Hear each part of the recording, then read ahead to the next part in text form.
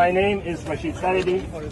I'm the Edward Said Professor of Modern Arab Studies at Columbia University. I've been teaching here for a total of 22 years. When I was a student back in the 60s, we were told we were led by a bunch of outside agitators, by politicians nobody remembers the name of today. We were the conscience of this nation when we opposed the Vietnam War and racism back in 1968 and 1969 and 1970. The Vietnam War stopped because the people opposed it, and the people who led that were students. And the students who led that were here at Columbia and at Berkeley and a few other campuses on this fair Turtle Island. Students have been on the right side of history at Columbia and at other universities ever since the 1960s. We today honor the students who in 1968 opposed a genocidal, illegal, shameful war. Columbia University honors them. They're on the Columbia website. You can check it out yourself. 1968 is commemorated. One day, what our students did here will be commemorated in the same way. They are and they were on the right side of history. And that will go down in history. That when the change finally came, and finally the American people who have already opposed this war, who've already opposed this genocide, are able to force their craven politicians to stop it, which we can do. The United States is part of this war.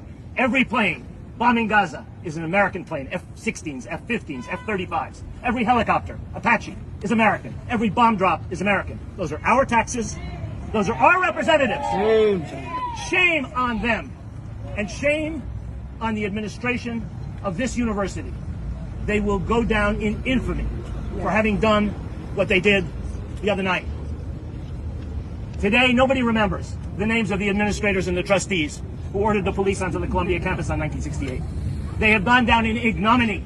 So will these leaders, President Shafiq and the Board of Trustees.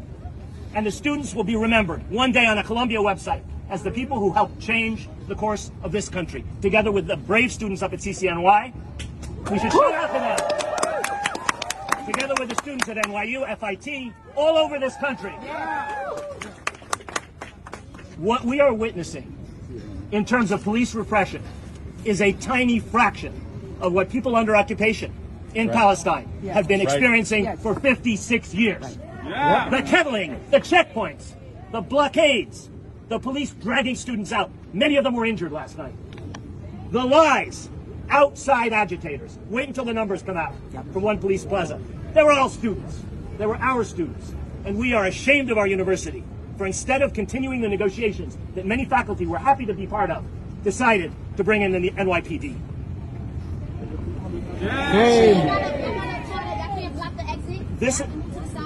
This administration has brought disgrace on Columbia University. Shame on them. Shame on them. Shame. This is not and was not about safety and comfort, which is what they claim.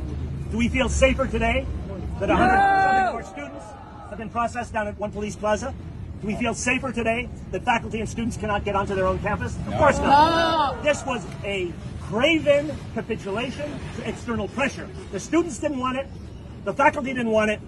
Outside forces wanted it. The politicians, the media, which has shamefully failed to report so much of what's actually happening here. Shame. And which has exaggerated incidents instead of looking at the whole picture. I don't want to talk more about the media.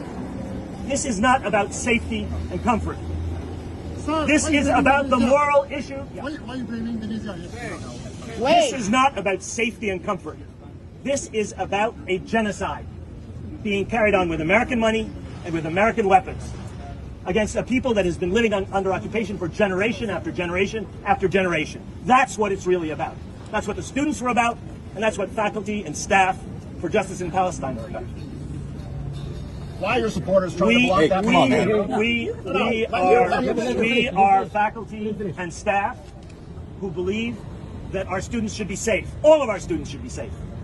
But the right to protest, the right to free speech, and academic freedom, which is being infringed as we speak, university protocols, the arrangements that this university made since 1968 to deal with these things have been swept aside in an arbitrary fashion by this administration in response to external pressures. Shame on this university.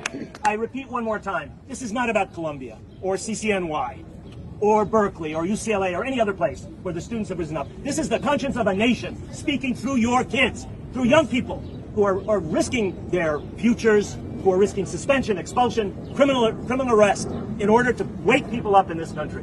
It's absolutely essential. Public opinion is already with us. It's just the politicians, the media, and the trustees and administration of this university who are blind, deaf, and dumb to the demand of a moral imperative coming from our students. Thank you very much.